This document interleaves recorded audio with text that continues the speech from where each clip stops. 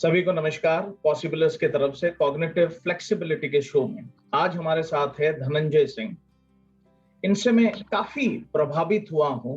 कई कारण हैं इसके। काफी साल से हम एक दूसरे से परिचित हैं। इन्होंने मैनेजमेंट की पढ़ाई की, उसके बाद इनके मन में कहीं ना कहीं था कि मैं लॉ की भी पढ़ाई करूं, तो आज ये लॉयर भी बने। And not only that, corporate में रीजनल सेल्स डायरेक्टर के रूप में डेस्क एरा कंपनी में कार्यरत हैं।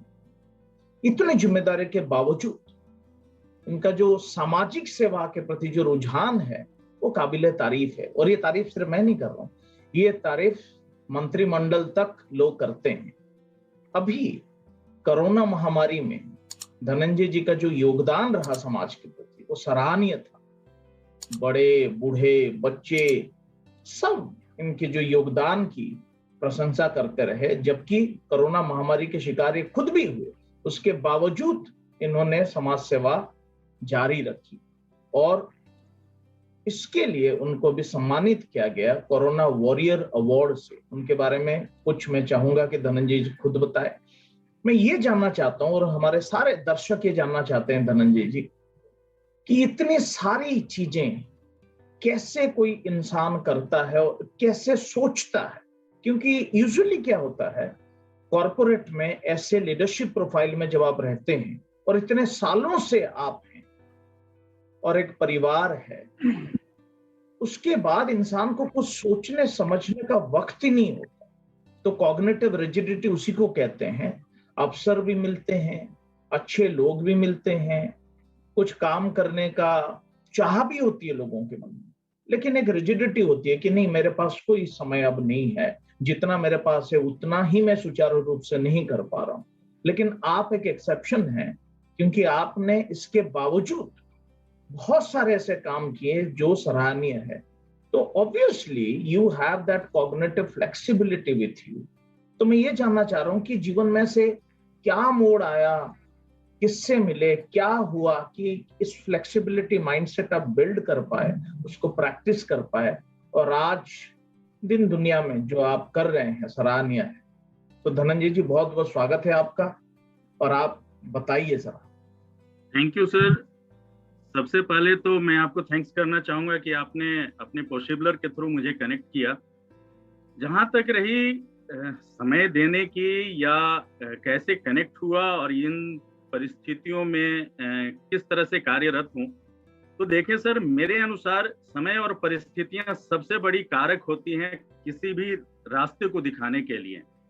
और हम लोग जिस परिस्थितियों से निकलकर आज यहाँ पहुंचे हैं उसकी बैकग्राउंड कोई अच्छी नहीं रही। तो संघर्ष जीवन का प्रारंभिक समय से लेकर अभी तक बना रहा। तो और मेरे हिसाब से संघर्षपूर्ण जो जिंदगी होती है या जो बचपन होता है वो सबसे ज्यादा आपको सिखाती है बनिस्बत की किसी भी अदर इंस्टीट्यूशन या किसी भी अदर आप एजुकेशन में। हमारी बैकग्राउंड ऐसी थी कि जंगल और पहाड़ों के बीच में झारखंड में बचपन बीता और इन पहाड़ों में अराउंड 8 से 10 किलोमीटर प्रतिदिन पैदल चलकर स्कूल जाते थे और स्कूल में पढ़ाई। उसके बाद ये बचपन से ही था कि अगर कुछ करना है तो पढ़ना है, अदरवाइज गरीबी से बाहर नहीं निकल सकते। और किताबों को अपना दोस्त बनाया और बहुत ही कम, अराउंड मैं बोलूं तो 5वीं या 6ठी क्लास में ही ये दिमाग में आ गई थी कि पढ़ना है। और हमारे झारखंड की जो सबसे अच्छी यूनिवर्सिटी और कॉलेजेस में देखें तो सेंट जेवियर्स कॉलेज, तो एक जज्बा थी कि वहां जाकर पढ़ना है। तो मैट्रिकुलेशन किया, वहां पहुंचा और देखें होता क्या है कि जब आप संघर्ष करते हैं तो लोगों से कनेक्शन भी उसी तरह आपके साथ बनता जाता है।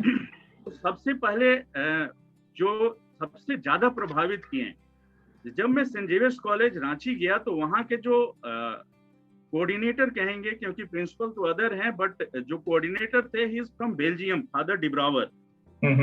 Father Debrouwer has devoted his entire life. अगर आप देखें तो बेल्जियम में करोड़ों की संपत्ति छोड़कर इंडिया के एक छोटे से रूरल एरियाज में आकर सेंट जेवियर्स कॉलेज की स्थापना करना और उस स्थापना से लेकर पूरी लाइफ अपनी स्टूडेंट्स के बीच में, तो मैं उनको ट्रैक किया करता था कि करते क्या है। तो एक 10 बाई 10 रूम में वो रहते थे और रूम के चारों तरफ अगर देखें तो बुक्स भरी हैं और बुक्स ऐसी होती थी, उसी में खाना, उसी में सोना। और जब मैं उनसे कम्युनिकेट करता था तो बताते थे कि जो भी सैलरी लेता हूँ सारे बुक्स में मैं लगा देता हूँ बच्चों के लिए, ताकि गरीब बच्चे ले जाएं। तो सबसे ज्यादा प्रभाव वहां से पड़ा और वहां से पढ़ा। उनके साथ डेली लगभग 1 घंटे 1.5 घंटे में बैठा करता था, उनके बुक्स को सेल्फ में सरियाने का काम करता था। और वहां से निकला, ग्रेजुएशन मैंने वहीं से की एडवर्टाइजिंग मैनेजमेंट में। उसके बाद मैं दिल्ली पहुंचा मैनेजमेंट के लिए। 2 साल के मैनेजमेंट कोर्स करने के बाद मैनेजमेंट में भी देखे, अब कनेक्शन हमेशा बनती रहती है।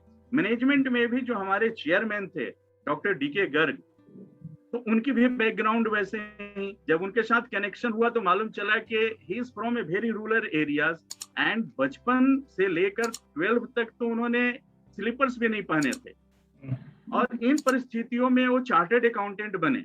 तो चार्टर्ड अकाउंटेंट उन परिस्थितियों में बनना जहाँ की गांव के बच्चे मवेशी चढ़ाने में व्यस्त हैं और ये एक बालक पढ़कर वहां से आगे निकलता, तो इन सब चीजों का प्रभाव पड़ता है।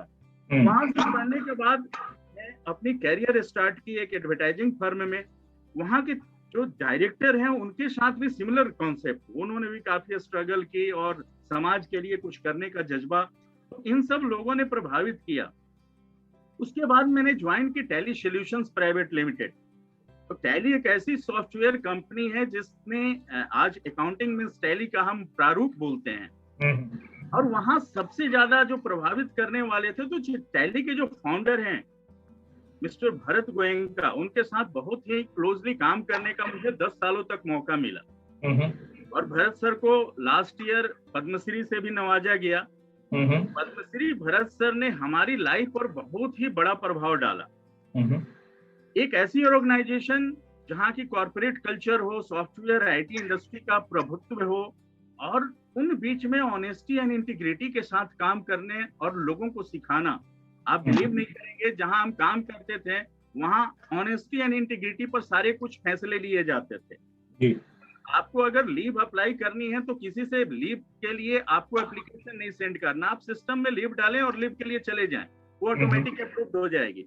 अगर आपने कहीं ट्रेवल किया है तो ट्रेवल एक्सपेंसेस के लिए किसी की अप्रूवल नहीं लेनी है, आपने सिस्टम में डाला, with in 3 days that amount will be gate reflected in your account. तो इन सब चीजों का बहुत महत्व रहता था। इन बिटवीन जब मैं ऑफिस आना जाना डेली करता था तो रास्ते में देखता था कि हजारों लोग ऐसे हैं। मैं नोएडा से सर ट्रेवल करता था नेहरू प्लेस और डेली इवनिंग में देखता था कि सराय काले खां वाली रोड पर हजारों लोग ऐसे हैं जो कि रोड पर रहते हैं। yes. तो बहुत बार ऐसी होती थी कि मैं अपनी बाइक को साइड में खड़ा किया और वहां बैठकर देखता था कि ये करते क्या हैं। लाइफ बहुत स्ट्रगल पूर्ण है जी। और उन सबको कुछ करने के लिए अपने कंपनी के जो हमारे मित्र थे उन लोगों से बातचीत की कि कुछ इनके लिए किया जाए। तो हम लोग पुराने कपड़े इकट्ठे करके या कुछ फंड इकट्ठा करके उन लोगों को डिस्ट्रीब्यूशन करना शुरू किया। अच्छा।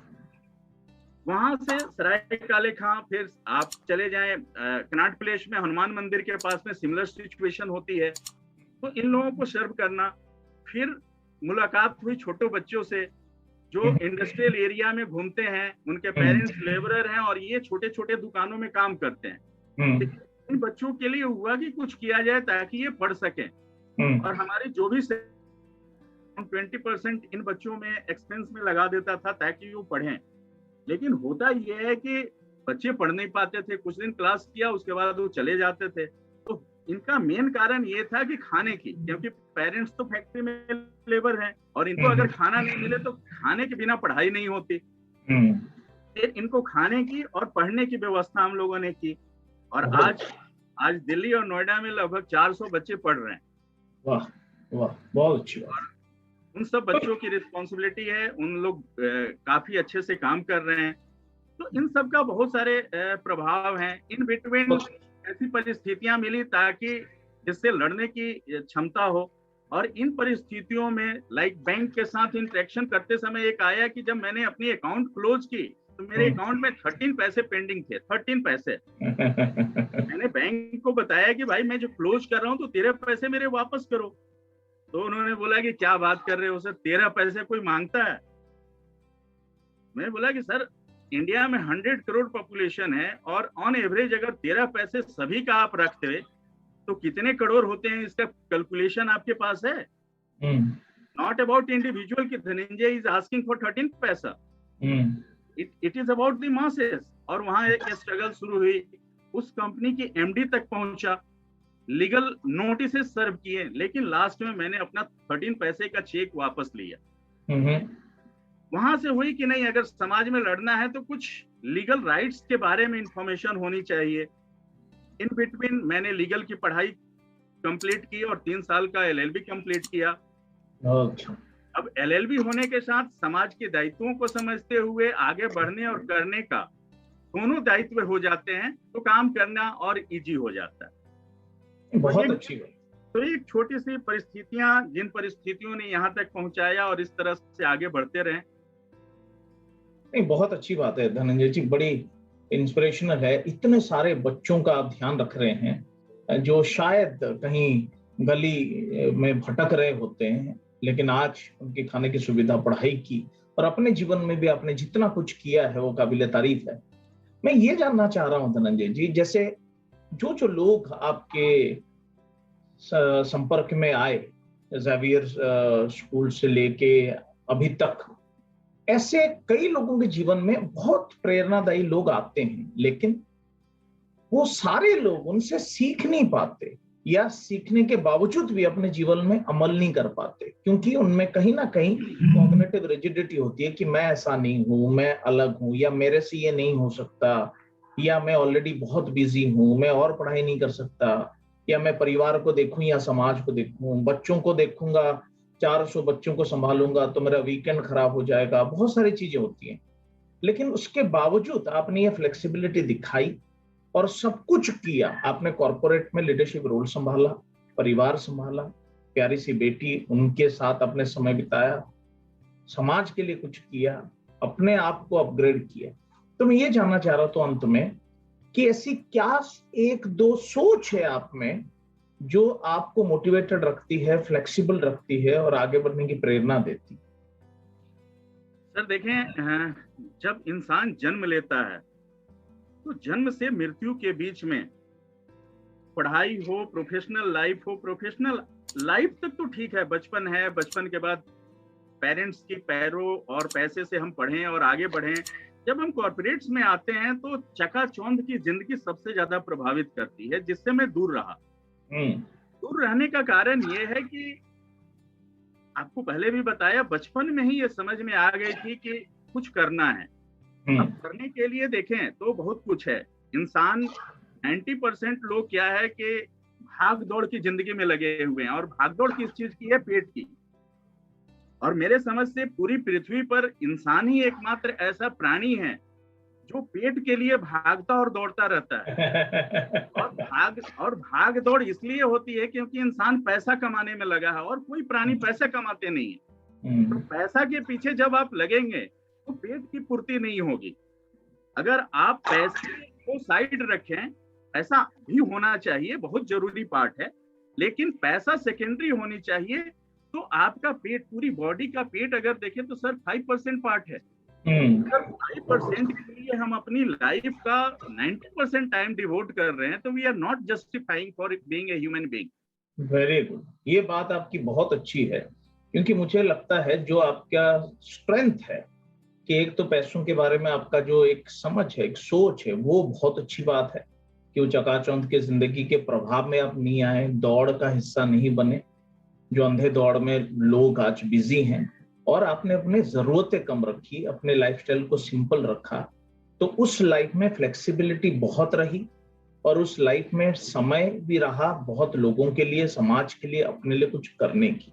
इसमें अगर एक बात और बोलूं तो थोड़ी ये सरकास्टिक लगेगी, हास्यास्पद भी है, बट ये ट्रू है। जब हम कॉर्पोरेट में काम करते हैं तो हमेशा स्ट्रेसफुल रहते हैं कि मेरी जॉब का क्या होगा।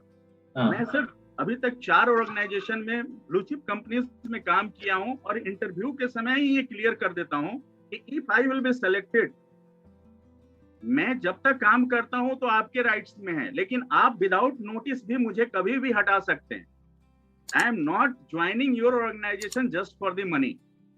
आपको जब लगे कि नहीं Dhananjay is not fulfilling your requirement, you just serve your notice, I am ready to go. ये बात मेरे ख्याल से बहुत अच्छी है, क्योंकि जब ऐसा कोई कहता है कि जब आपको लगे Dhananjay is not performing, not contributing, then you can drive him out, इसका मतलब आप शुरू से ही एक रेस्पॉन्सिबल कंट्रीब्यूटर, परफॉर्मर की तरह काम करते हैं। तो ये बात भी मुझे जान के बड़ी खुशी हुई, क्योंकि इस तरह की इंटेग्रिटी, इस तरह की वर्क एथिक्स और इस तरह का दिल रखना समाज के लिए ये काबिल तारीफ है। तो बहुत खुशी हुई धनंजय जी आप आए इस शो में, कॉग्निटिव फ्लेक्सिबिलिटी में, और मिसाल हैं आप बहुत सारी चीजों में। और मैं सारे दर्शकों को ये बताना चाहूंगा कि हो सकता है जितने लोग सुन रहे हैं, कहीं ना कहीं आपके मन में भी समाज के लिए कुछ करने की इच्छा होगी, या अपने लिए कुछ करने की इच्छा होगी, अपने आप को अपग्रेड करना आप चाहते होंगे।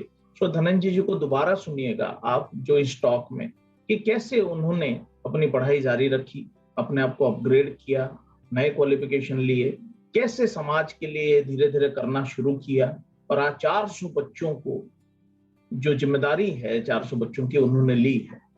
इसका मतलब संभव सब कुछ है अगर फ्लेक्सिबिलिटी माइंड से हम ऑपरेट करें।